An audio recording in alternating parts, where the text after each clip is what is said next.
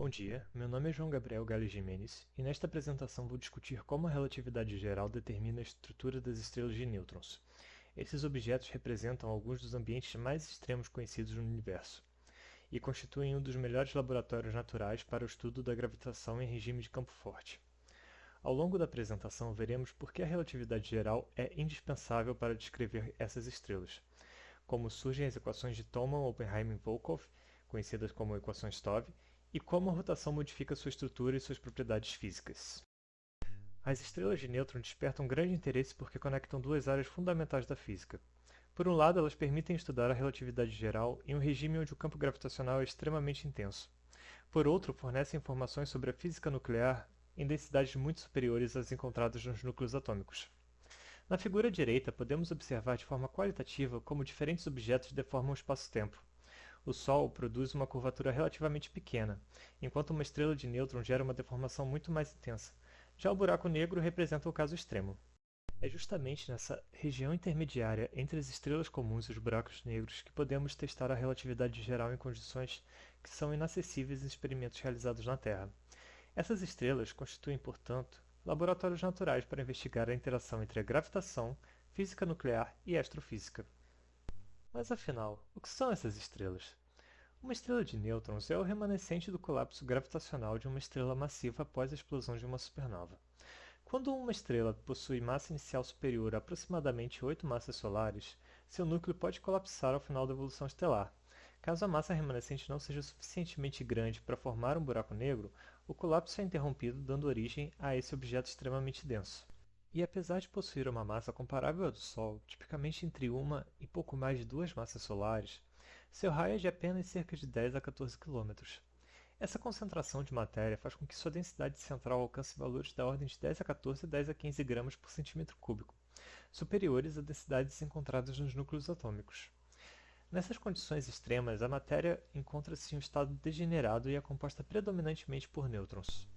A pergunta central passa então a ser: como um objeto tão compacto consegue permanecer em equilíbrio sem colapsar para um buraco negro? Essa é justamente a questão central. Intuitivamente, sabemos que a gravidade tende a comprimir a estrela continuamente. O que impede esse colapso é a pressão interna, cuja principal origem é a degenerescência dos nêutrons, consequência direta do princípio de exclusão de Pauli. O equilíbrio entre a pressão e a atração gravitacional é chamado de equilíbrio hidrostático. A partir de agora, veremos como a relatividade geral descreve matematicamente esse equilíbrio. Antes de introduzir tal descrição, vale comparar a gravitação newtoniana com a relatividade geral. Na teoria de Newton, a gravidade depende apenas da massa. A pressão atua apenas como uma força interna responsável por sustentar a estrela contra o colapso gravitacional. Essa aproximação descreve muito bem sistemas sujeitos a campos gravitacionais fracos, como o sistema solar. Entretanto, estrelas de nêutron encontram-se em regime completamente diferente. Na relatividade geral, a fonte da gravidade não é apenas a massa, mas todo o tensor energia-momento. Isso significa que todas as formas de energia contribuem para a curvatura do espaço-tempo. Uma consequência importante é que a própria pressão também contribui para a gravidade. Esse resultado não possui equivalente na gravitação newtoniana. Assim, enquanto a pressão tende a sustentar a estrela contra o colapso, ela também intensifica o campo gravitacional. O equilíbrio observado em estrelas de nêutron resulta justamente da competição entre esses dois efeitos. Por essa razão, uma descrição baseada apenas na gravitação newtoniana deixa de ser suficiente, tornando-se indispensável o uso da relatividade geral. Começamos estabelecendo algumas hipóteses simplificadoras. Primeiramente, assumimos que a estrela é estática. Também consideramos que ela possui simetria esférica, de modo que todas as propriedades físicas dependam apenas da coordenada radial. Além disso, modelamos a matéria como um fluido perfeito. Essa aproximação assume que, em escala macroscópica, a matéria pode ser categorizada apenas por sua densidade de energia e por uma pressão isotrópica, isto é, igual em todas as direções. Desprezam-se efeitos como viscosidade, condução de calor e tensões anisotrópicas. Sob essas hipóteses, o campo gravitacional é determinado pelas equações de Einstein, que relacionam a geometria do espaço-tempo ao conteúdo da matéria e energia. Para representar a geometria, utilizamos uma métrica compatível com a simetria esférica, enquanto a matéria é descrita pelo tensor energia-momento de um fluido perfeito. Esses três elementos, as equações de Einstein, a métrica escolhida e o tensor energia-momento, permitem transformar o problema físico em sistema de equações diferenciais que descrevem o equilíbrio hidrostático relativístico. A partir das hipóteses apresentadas no slide anterior, as equações de Einstein podem ser reduzidas ao sistema conhecido como equações de Thoma, Oppenheim e Volkoff, ou simplesmente equações TOV. Essas equações descrevem o equilíbrio hidrostático relativístico de uma estrela esfericamente simétrica. O sistema é composto por duas equações diferenciais. A primeira descreve como a massa acumulada aumenta com o raio da estrela, e a segunda determina como a pressão varia do centro em direção à superfície. Entretanto, essas equações por si só ainda não são suficientes para resolver o problema. É necessário fornecer uma equação de estado, isto é, uma relação entre a pressão e a densidade de energia da matéria. Uma vez escolhida essa equação de estado, especificamos as condições de contorno. No centro da estrela, impomos massa nula e uma pressão central. A integração numérica é realizada a partir do centro até o ponto em que a pressão se anula. Esse ponto define naturalmente o raio da estrela. A massa correspondente fornece a massa total da configuração.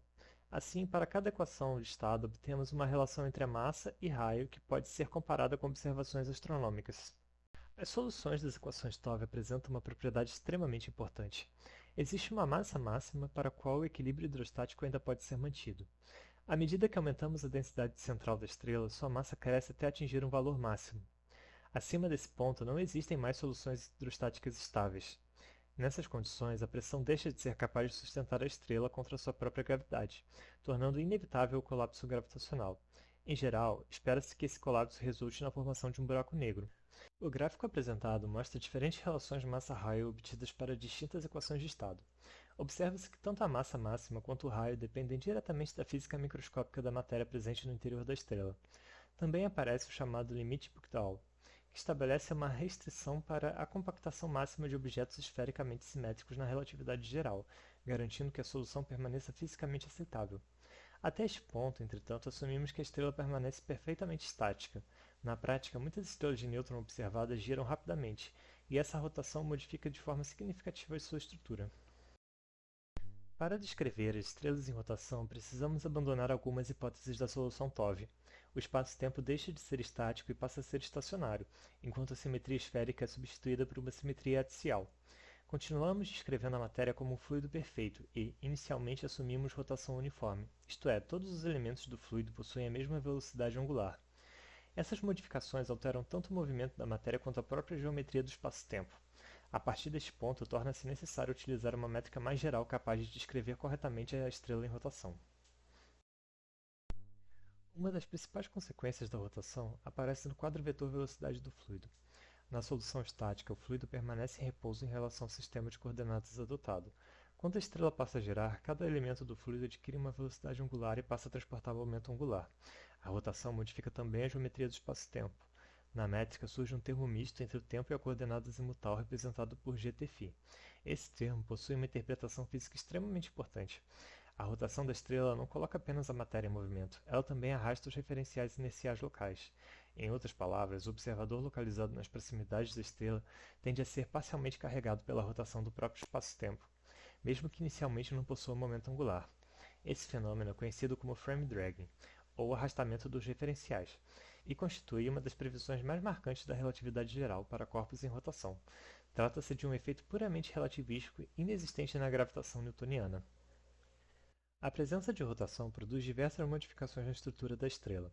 A primeira delas é a perda de simetria esférica. A estrela passa a apresentar um formato oblato, tornando-se achatada nos polos e mais extensa na região equatorial. Como consequência, o raio equatorial aumenta. A rotação também fornece suporte adicional contra a gravidade. Isso significa que uma estrela em rotação pode sustentar uma quantidade maior de matéria antes de colapsar, fazendo que sua massa máxima seja superior àquela prevista pela solução estática. Além disso, propriedades observáveis como o momento de inércia da formação e a relação massa-raio também sofrem alterações. O momento de inércia possui particular interesse observacional, pois influencia diretamente a evolução da rotação dos pulsares e pode fornecer informações importantes sobre a equação de estado da matéria densa. Quando a estrela gira lentamente, não é necessário resolver o problema relativístico completo. Pode-se utilizar a aproximação desenvolvida por Rutherford-Thorne. Nessa abordagem, todas as quantidades físicas são desenvolvidas perturbativamente, em potências de velocidade angular, mantendo-se termos até segunda ordem. Essa aproximação permanece válida sempre que a velocidade de rotação é significativamente menor que a frequência máxima permitida para a estrela.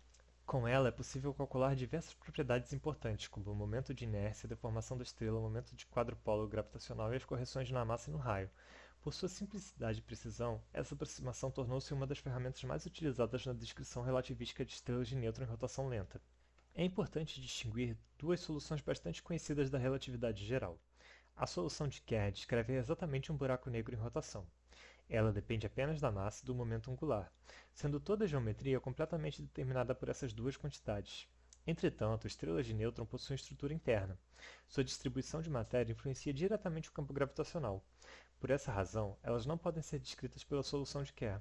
Utiliza-se então a solução aproximada de Hawthorne, que incorpora os efeitos da estrutura interna através da equação de estado.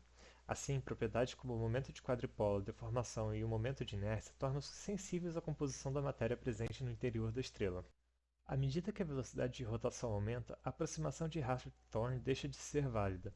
A deformação da estrela torna-se significativa, sendo necessário resolver numericamente as equações completas de Einstein.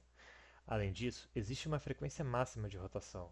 Esse limite é conhecido como limite de Kepler, ou limite do desprendimento de massa. Fisicamente, ele corresponde à situação em que a força centrífuga na região equatorial torna-se suficientemente intensa para equilibrar a atração gravitacional. Acima dessa frequência, a matéria localizada no equador deixa de permanecer gravitacionalmente ligada à estrela e começa a ser ejetada. Na prática, outras instabilidades hidrodinâmicas ou gravitacionais podem surgir antes mesmo que esse limite seja alcançado. A frequência máxima depende fortemente da equação de estado. Estrelas mais compactas conseguem girar mais rapidamente antes de atingir o limite de Kepler, enquanto estrelas maiores atingem esse limite com frequências menores.